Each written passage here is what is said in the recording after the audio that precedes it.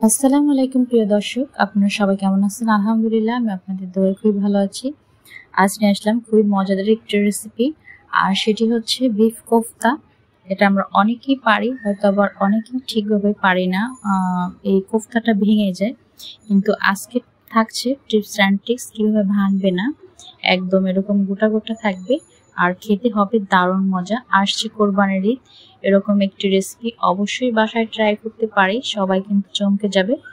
আর খুবই অল্প সময় ঝামেলা ছাড়াই আজকে এই কোফতা রেসিপিটি করে দেখাবো। চলুন, প্রথমে আমি 500 গ্রামের মতো হাড় ছাড়া চর্বি সহকারে মাংস নিয়ে নিয়েছি। এখন আমি এটাকে কিমা করে নেব। কিমা হয়ে গেছে। এখন আমি এখানে 2টা পাউরুটি দিয়ে দিয়েছি, হাফ চা চামচ লবণ দিয়ে দিলাম, 1/3 কাপের মতো দিয়ে দিয়েছি ধনিয়া পাতা কুচি, আর দিয়ে দিব 3-4 কাঁচামরিচ, হাফ ধনিয়া গুঁড়া, হাফ চা চামচ ভাজা জিরার গুঁড়া, হাফ চা চামচ দিয়ে দিব গরম মশলার গুঁড়া। এগুলো সব একদম খুব সুন্দর করে ব্লেন্ড করে নেব। ব্লেন্ড করে ফিরে আসছি। আর এরই ফাঁকে আমি দিয়ে দিলাম একটা পেঁয়াজ কুচি। এখন ব্লেন্ড করে ফিরে আসলাম।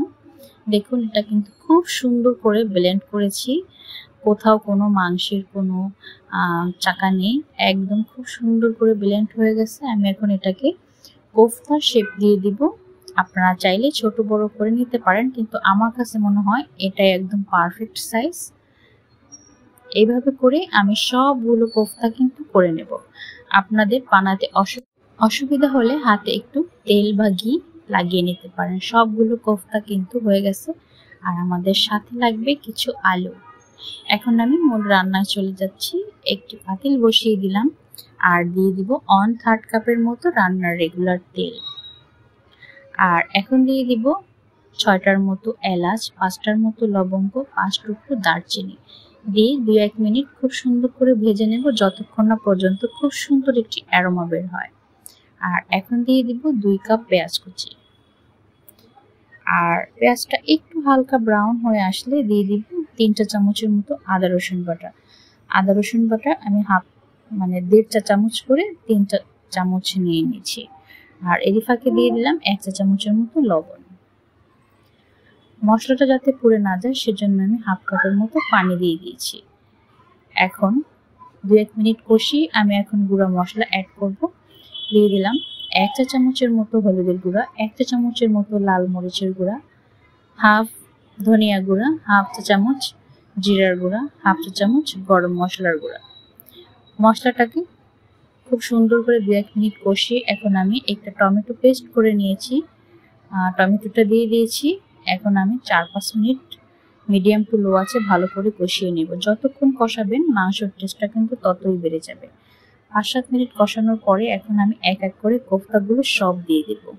এই সময় একটু সাবধানতার সাথে নেড়ে চেড়ে রান্না করতে হবে, কোনো হাতল বা খুন্তি দিয়ে নাড়ানো যাবে না। পাতিলটা একটু ঘুরিয়ে ঘুরিয়ে নেড়ে চেড়ে রান্না করতে হবে, না হলে কিন্তু কোফতাটা ভেঙে যাবে। এটা কিন্তু একটি ছোট টিপস। দেখুন, আমি কোনো হাতল ব্যবহার করিনি, আমি পাতিলটাকে ঘুরিয়ে ঘুরিয়ে কিন্তু রান্না করেছি। আর মাংসটা আমার হয়ে গেছে। এখন আমি আলুটা দিয়ে দিয়েছি। আলুটা দেওয়ার পরে এখন আমি ঝোলের জন্য পানি দিয়ে দিব। আমি এখানে 2.5 কাপের মতো পানি দিয়ে দিয়েছি। অবশ্যই গরম পানিটা দেওয়ার চেষ্টা করবেন। আমার একটু সামান্য পরিমাণে লবণের দরকার ছিল, আমি লবণটা চেক করে দিয়ে দিয়েছি। আপনারা কিন্তু লবণটা চেক করে দিয়ে দিবেন।